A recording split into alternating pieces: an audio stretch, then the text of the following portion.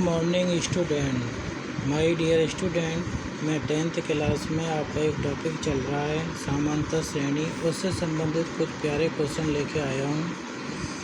एक एपी श्रेणी A1 A2 dash AN आगे तक भी जारी है। एक एपी श्रेणी बनती है यदि इस एपी श्रेणी का AN यानी nवां पद हमको दिया है तो इसके प्रथम 15 पदों का योग ज्ञात करो। तो कुल मिला के इस श्रेणी का हमें nवां पद दिया है AN बराबर 3 + 4n, यानी हमें यहाँ पर n का मान रखना है। यहाँ पर क्या करना है, n बराबर 1 2 3 डैश ये हमको पुट करने हैं।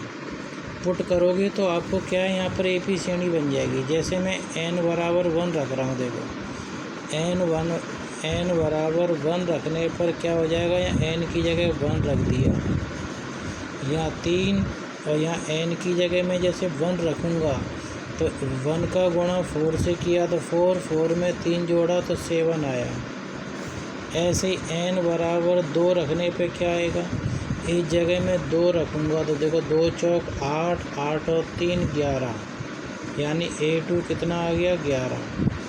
अब मैं n बराबर 3 रख रहा हूँ, देखो क्या रखूँगा, n बराबर 3, इस n की जगह पे 3 रख दूँगा तो 3 चौक 12, 12 में 3 जोड़ा तो 15, ये A3 15 आ गया। यानी आप स्वयं इस तरीके से हल करोगे तो एपी श्रेणी बन गई। देखो एपी श्रेणी क्या बनी, 7 11 15 डैश।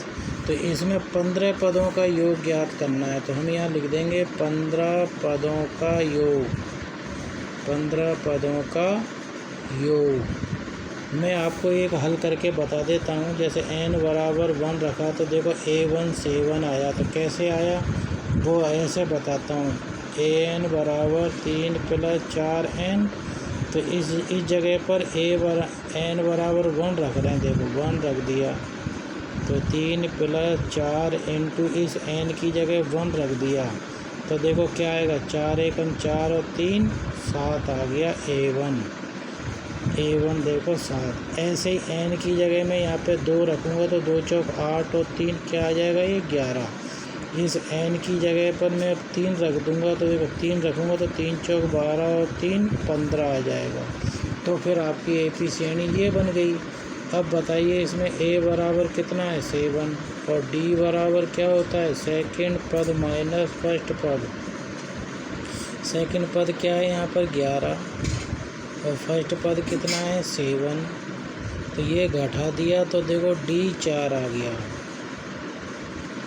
अब 15 पदों का योग निकालना है तो n बराबर कितना है सवाल में, n यानी पदों की संख्या कितनी होगी 15, ये n बराबर 15 आ गया।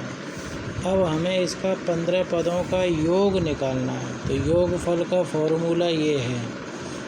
योगफल का फॉर्मूला ये होता है Sn बराबर n/2 2a + n-1 into d।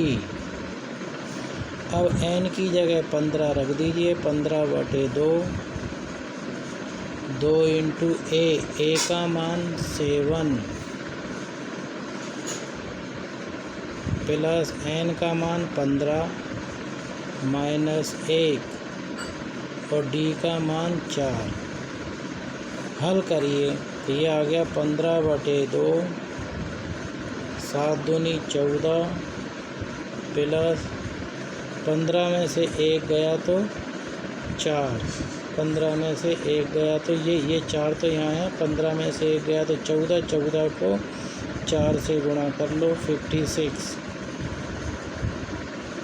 अब इन दोनों को जोड़ दो, तो जोड़ेंगे तो देखो क्या आएगा 70 आ गया। और यहाँ कौन चल रहा है 15/2, 2 के पहाड़े से ये 70 काटेंगे तो 35 बार कटा, तो ये आंसर आ गया 15 × 35।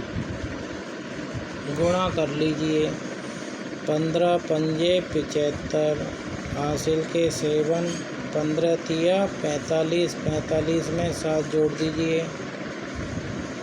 525। ये आंसर आया इस क्वेश्चन का। आप इस क्वेश्चन को आप देख सकते हैं क्या था। एक एपी श्रेणी है A1 A2 डैश AN, इसका nवां पद हमको दिया हुआ था। nवां पद क्या दिया हुआ था, AN बराबर 3 + 4N। तो इसके 15 पदों का योग निकालना है। यहाँ n का मान 1 2 3 रख कर के A1 A2 A3 A4 ऐसे निकाल करके हमने ये हल कर लिया। अब हम एक सवाल और लेते हैं ऐसा ही। एपी श्रेणी का nवां पद AN बराबर 9 - 5N है, तो इसके 15 पदों का योग ज्ञात करो। तो बिल्कुल यह सवाल भी सेम वही है। AN बराबर 9 - 5N। तो अब इसमें n की जगह पर हमें ये मान पुट करने हैं। n बराबर 1, फिर रखेंगे 2, फिर 3, 4, यानी n बराबर 1 रख देंगे तो A1 कैसे निकला, 9 - 5 इंटू इस n की जगह 1 रख दिया तो देखो ये आएगा 9, 5 × 1 = 5, 9 में से 5 गए तो 4 आ गया A1। इसी प्रकार अब n बराबर में 2 रखूँगा यहाँ तो क्या बनेगा, देखो A2 ये बन जाएगा 5 × 2, तो 5 दूनी 10, 10 में से 9 गए तो ये माइनस का 1 बचेगा, 10 माइनस का है, ये A2 आ गया। इसी प्रकार मैं अब n बराबर 3 रखूँगा इस सूत्र में, तो देखो इस n की जगह 3 रखूँगा तो क्या आ जाएगा A3। तो 9 - 5 × 3, तो 5 तिया 15, 15 में से 9 गए तो माइनस के 6, ये A3 आ गया। तो इससे एपी श्रेणी बन गई आपकी। देखो क्या बनी यहाँ पर, एपी श्रेणी। तो बताइए A1 कितना आया, 4, A2 कितना आया, -1, A3 कितना आया, -6, डैश। तो ये कहाँ तक जाएगी, 15 पदों तक एपी श्रेणी जा रही है, 15 पदों तक। अब बताइए इस श्रेणी का A कौन है, 4। अब D क्या है इस सवाल में, इस -1 में से घटाना है ये 4, तो -5 आ गया। D बराबर आ गया -5। D बराबर -5 आ गया। आप देख सकते हैं A बराबर हमारा सवाल में क्या था,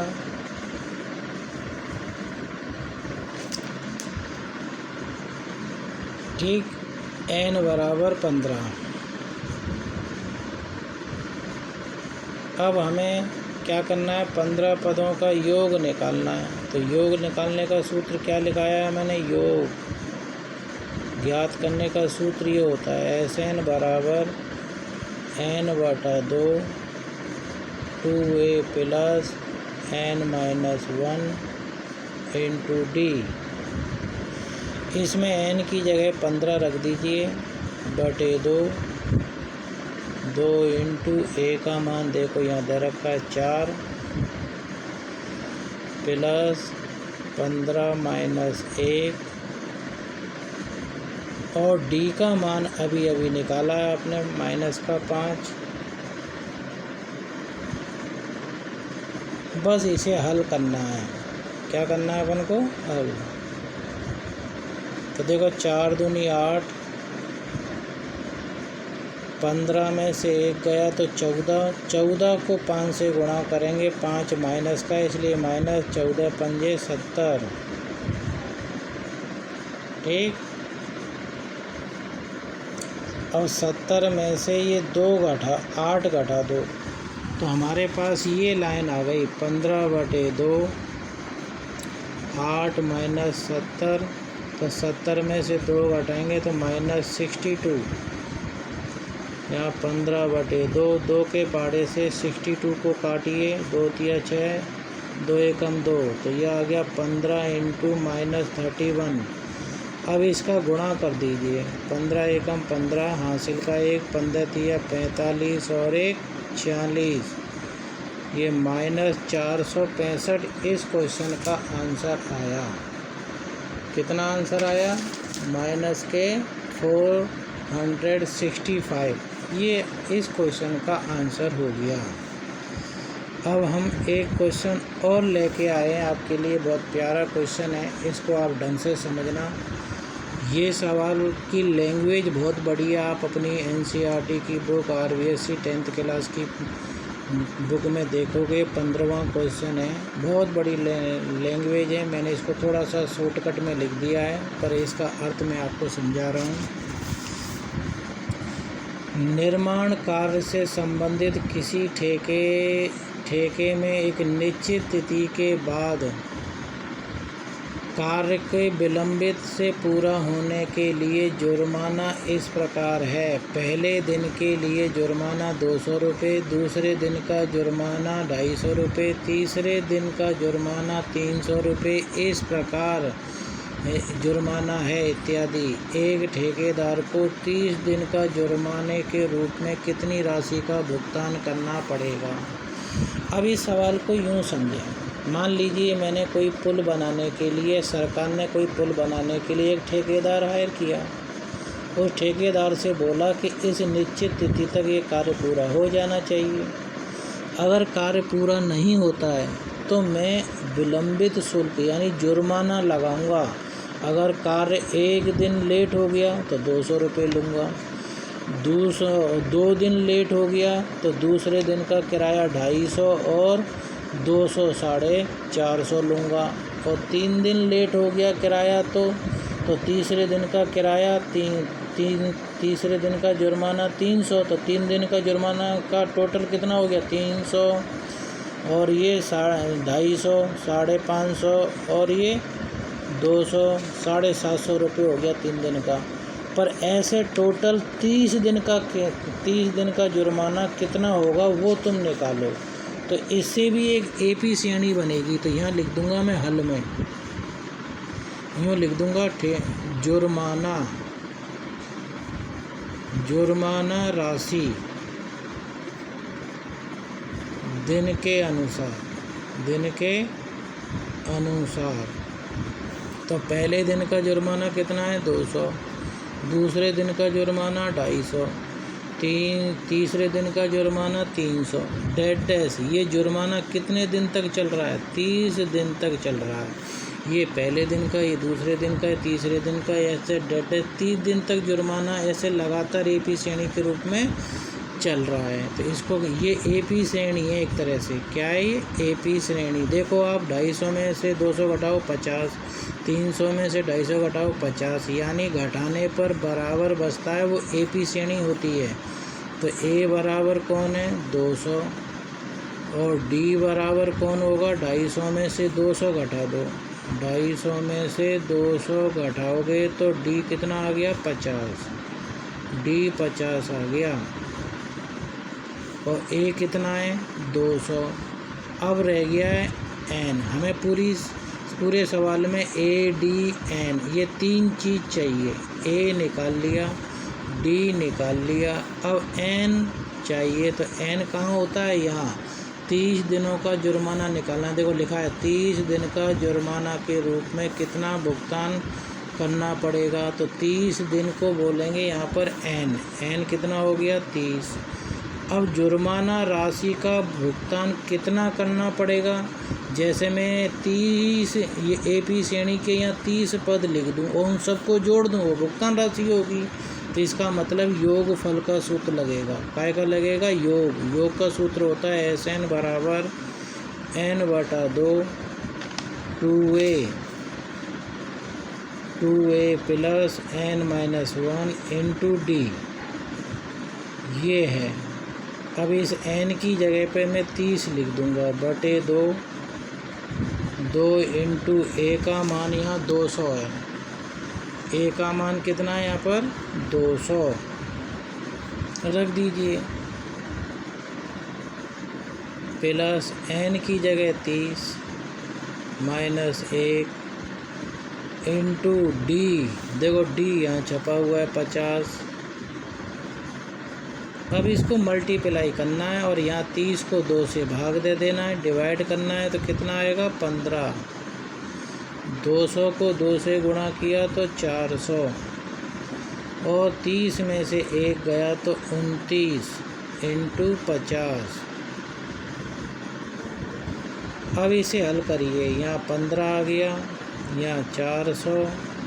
अब आप यहाँ 0 है तो इसको पहले ही रख लो, 5 का मल्टीप्लाई कर दो, 5 नाम 45, हासिल के 4, 5 दूनी 10 और 4 14, ये 1450, ये आ गया 15। अब इनको हम जोड़ेंगे तो कितना आ जाएगा 1850। इसको मल्टीप्लाई कर दीजिए, वो आपके लिए क्या होगा आंसर। ये 1850 को आप 15 से गुणा कर लीजिए आराम से।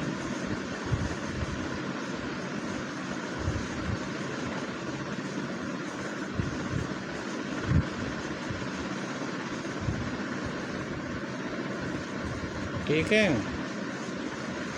तो इसका मल्टीप्लाई करने पर जो भी आंसर आएगा वो आप देखें, इधर मैं आपको बताता हूँ, आप यहाँ आंसर निकाल लेना। मैंने यहाँ पर जो गुणा किया है वो ये रहा, 15 से गुणा, तो यहाँ गुणा करने पे ये आया 27750।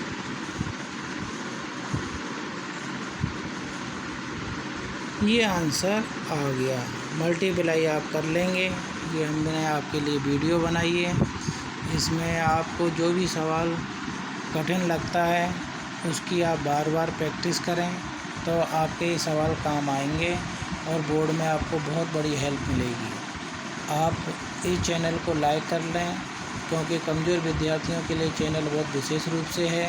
एक तरह से होम ट्यूशन के रूप की तरह होम ट्यूशन के रूप में ही पढ़ा रहे हैं, और इसे लाइक करें जिसलिए आगे के नोटिस आपको मिलते रहें।